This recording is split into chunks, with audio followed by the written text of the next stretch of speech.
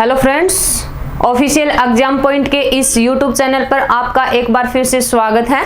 देखिए, मैंने 2 दिन पहले एक वीडियो बनाई थी किसके ऊपर, ये यूक्रेन और रूस के बीच में जो युद्ध चल रहा था, विवाद चल रहा था, उसके बारे में। उसमें मैंने आपको ये बताने का प्रयास किया था कि जो युद्ध चल रहा है उसका मुख्य कारण क्या है।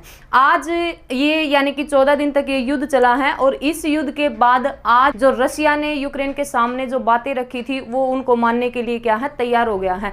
वो कौन सी 4 बातें हैं जो रशिया ने यूक्रेन के सामने रखी हैं, उन बातों को वो मानने के लिए राजी क्यों हो गया है। ऐसी क्या मजबूरी आ गई यूक्रेन की कि पहले तो उसने युद्ध लड़ना पड़ा और अब उन्हीं बातों को वो मानने के लिए क्या है, तैयार हो गया है।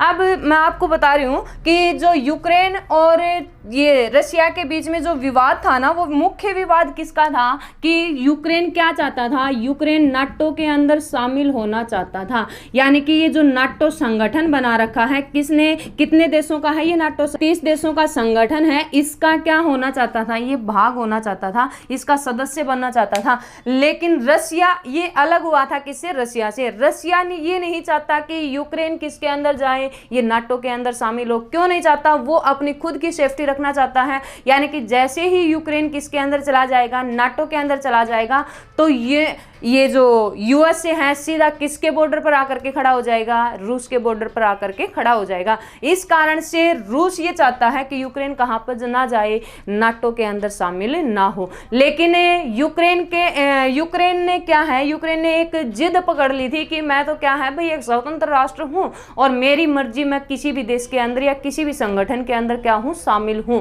लेकिन इसी कारण से बार बार समझाने के बाद भी जब यूक्रेन नहीं माना तो रशिया ने क्या किया, इसको मतलब रोकने के काफी प्रयास किए और फिर क्या कर दिया इसने, यानी 14 दिन पहले युद्ध कर दिया, इसके ऊपर बमबारी करना शुरू कर दिया। अब यूक्रेन की भी क्या है, यूक्रेन के राष्ट्रपति जेलेंस्की हैं, जेलेंस्की की भी क्या हो गई, आंखें खुल गई हैं। अब उसको पता चल गया है कि उसकी जो जिद थी नाटो के अंदर शामिल होने की, वो क्या है, एक गलत थी।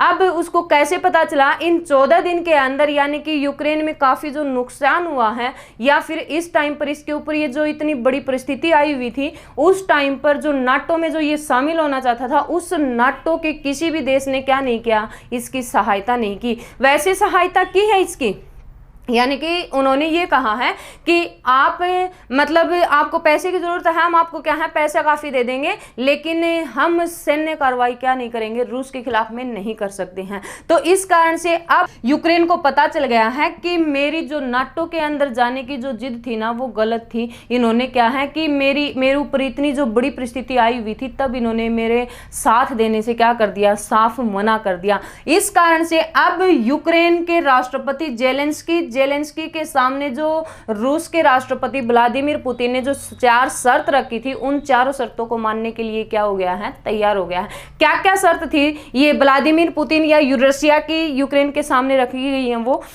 नंबर 1, इसकी एक शर्त तो ये थी कि भाई मतलब जो यूक्रेन है, यूक्रेन किसके अंदर शामिल ना हो, नाटो के अंदर, ठीक है। दूसरी शर्त इसकी क्या थी कि इसके जो यूक्रेन है ना, यूक्रेन के 2 राष्ट्र, ये 2 शहर, बड़े शहर आते हैं या राष्ट्र हैं, कौन कौन से आते हैं भाई इसके, एक तो है डोनेस्क, ठीक है, डोनेस्क, और एक आता है लोहास्क। इन दोनों को क्या किया जाए, इन दोनों को स्वतंत्र मान्यता दे, कौन, यूक्रेन। एक ये इसके सामने शर्त रखी है कि डोनेस्क और लोहास्क, इन दोनों को स्वतंत्र मान्यता दो आप, ठीक है। ये अपने कोई भी कार्य है, कुछ भी करें, ये अपने स्वतंत्र रूप से करें। तीसरी इसने शर्त इसके सामने क्या रखी है कि जो ये कौन सा, यानी कि यूक्रेन का कौन सा भाग आता है, यूक्रेन का जो क्रीमिया वाला एरिया आता है ना, क्रीमिया के ऊपर वैसे तो अधिकार कर लिया था किसने, ये रूस ने। और कब अधिकार कर लिया था इसने, 2014 के अंदर। लेकिन अब ये कहता है कि ये जो क्रीमिया वाला एरिया है ना पूरा, इसके ऊपर किसका नियंत्रण होना चाहिए, रूस का नियंत्रण होना चाहिए। तीसरी ये शर्त इसके सामने रखी है।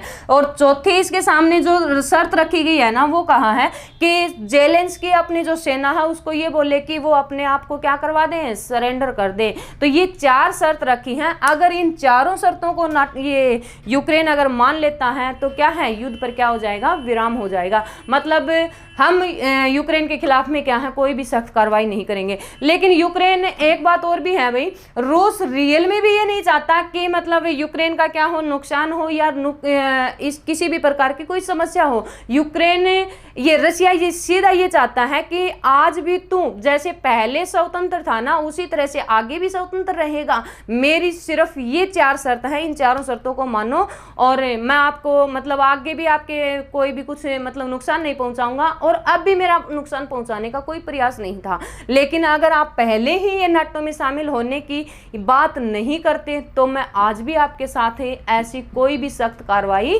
नहीं करता। तो अब क्या है कि यूक्रेन ने क्या कर लिया, यूक्रेन ने इसकी सारी शर्तों को मानने के लिए राजी हो गया है जेलेंस्की, और अब कह रहा है कि मतलब मेरी जो नाटो के प्रति जाने की जो जिद थी ना, वो मेरी गलत थी। अब मुझे पता चला है कि मतलब ये आज मेरी इस परिस्थिति के अंदर भी मेरा मतलब साथ नहीं दे रहे हैं, तो आगे जाकर के ये मेरा कैसा साथ देंगे। इस कारण से जेलेंस्की ने यानी कि यूक्रेन के राष्ट्रपति ने क्या किया, अपनी ये जो रशिया ने जो इसके सामने जो शर्त रखी थी ना, उन सभी शर्तों को मानने के लिए क्या है, ये तैयार हो गया है। अब इससे है ना, ये जो यूक्रेन और रशिया का जो ये विवाद चल रहा था या ये युद्ध चल रहा था, इससे हमें भी एक सीख मिलती है। मतलब आम जनता को अपने परिवार के अंदर भी क्या है, एक सीख मिलती है कि हमें कभी भी है ना किसी के मतलब दूसरे की बातों के अंदर या बहकावे के अंदर आकर के हमें कभी भी अपना क्या नहीं करना चाहिए, यानी कि अपने परिवार के साथ में बोल दो या अपने देश के साथ में या अपने राज्य के साथ, किसी के साथ में भी क्या है विवाद या लड़ाई वगैरह नहीं करनी चाहिए। नुकसान क्या होगा, खुद का होगा, लेकिन मतलब जो हमें भड़का रहा है या जो हमें बहका रहा है वो हमारा उस टाइम पर साथ नहीं देगा जिस टाइम पर हमें क्या है उसकी सख्त जरूरत होती है। तो ये सारी बातें, इससे हमें ये सीख मिल रही है भाई, आगे मतलब कोई भी क्या है किसी के मतलब अपनों के साथ दूसरे के बहकावे में आकर के कभी भी हमें क्या नहीं करना चाहिए, लड़ाई वगैरह या वाद विवाद नहीं करने चाहिए। ठीक है, तो ये था यानी कि जो यूक्रेन और किसके साथ में, रशिया के साथ में जो विवाद चल रहा था उसके ऊपर मतलब क्या समस्या थी, क्या कारण था और उसका अंतिम परिणाम क्या निकल के आया है। ठीक है, तो वीडियो अच्छी लगे तो लाइक करना, शेयर करना और चैनल सब्सक्राइब जरूर कर लेना ताकि हमारी हर वीडियो आपके पास में पहुंचती रहे। Thank you.